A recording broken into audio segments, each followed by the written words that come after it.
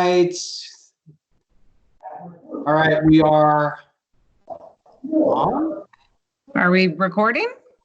Says we are, but the clock hasn't started. Okay. There we go. All right, we're on. Clock has started.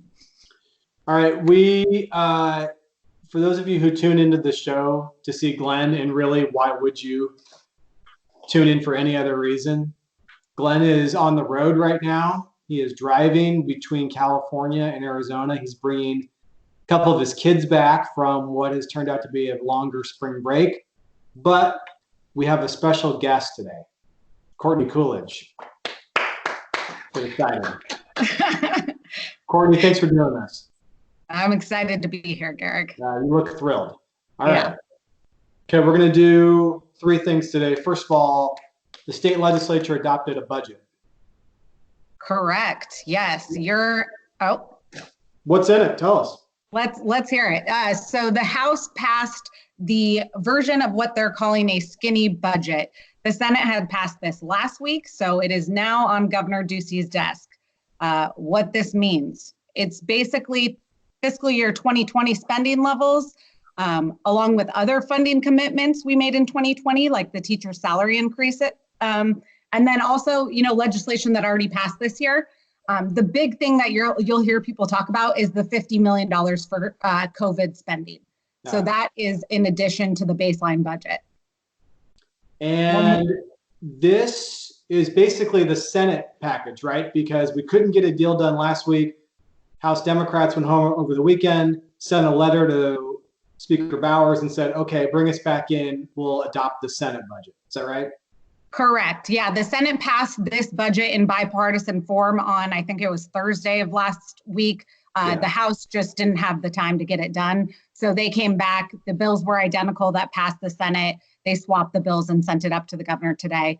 The one I wanted to touch on was the $50 million for this crisis contingency safety net for COVID-19.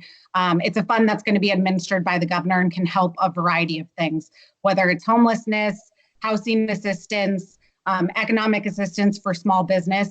It's a good package and it gives some flexibility during this uncertain time. So that's good. Yeah. And because it's got the flexibility in it, you don't have to bring the legislature back every time you want to spend one of those dollars, right? Correct. Yeah, there's some reporting requirements. So there's oversight, partnership with the legislature to JLBC, but it does offer flexibility during this unflexible time. Okay, so this afternoon, while the House was wrapping up its business, the governor and Dr. Chris did their regular press briefing. During that press briefing, the governor announced a new executive order where there's new clarity over what Arizona means when it says essential services. Correct. And this is huge for business. But one more thing on the House and Senate, they're not adjourned. They're coming back. So they put a tentative date of April 13th. But it could change as the president and speaker deem necessary. So we don't want people to think they went home and there's no opportunity to come back. They could come back. So just wanted to clarify that one point. But yeah, huge news coming from the governor's office today, doing this executive order. I think this is great for business, for employees, for families across Arizona to bring some clarity. We've seen states do these stay-at-home, shelter-in-place type orders without this proactive solution, and they've inadvertently shut down businesses critical to this crisis. So I applaud Governor Ducey for taking this big step to do it proactively. Yeah, you've gotten calls from members of the chamber who were letting us know about sort of a ham-fisted attempt in Pennsylvania where the governor there wanted to do a shelter in place, but then didn't define essential or screwed it up. What happened there? Yeah, it sounds like in groups like Pennsylvania, they pointed to some of the guidance released by the U.S. Department of Homeland Security. The U.S. Department of Homeland Security has like 16 sectors that they've identified as critical infrastructure for the country.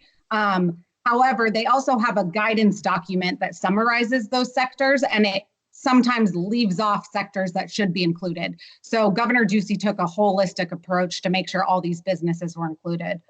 I think an important note too is he's left it open for adaptability, right? So as times change, who knows how long some of these, or right now there's no statewide order in Arizona, but as things change, as cities or counties may take action, we want this list to be adaptable. So I think that's another good thing that's in there.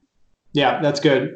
Glad we have that clarity now rather than when we're really scrambling, I should say. Yeah, and since no state, county, city has done one of these in Arizona yet, it's great that it's proactive because businesses can look at the list now. If they feel like they're not included, then they can proactively talk about why they're an essential service now, not after they've inadvertently closed down. So I think it's important.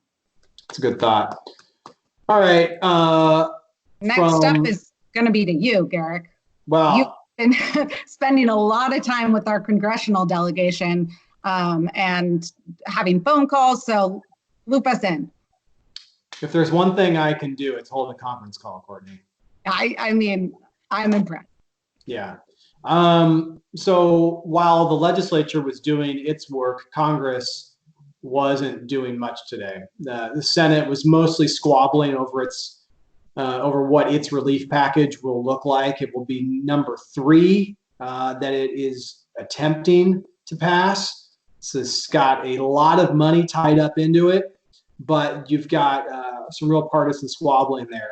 Today we held conference calls with 2 members of the Arizona House delegation, Debbie Lesko and Greg Stanton. Certainly appreciate them jumping on. Right now, the game's in the Senate, though. The Senate can't even clear procedural hurdles. Hopefully, they'll get a deal done this week. But if you're looking for which legislative body was more productive today, it was easily the Arizona State Legislature.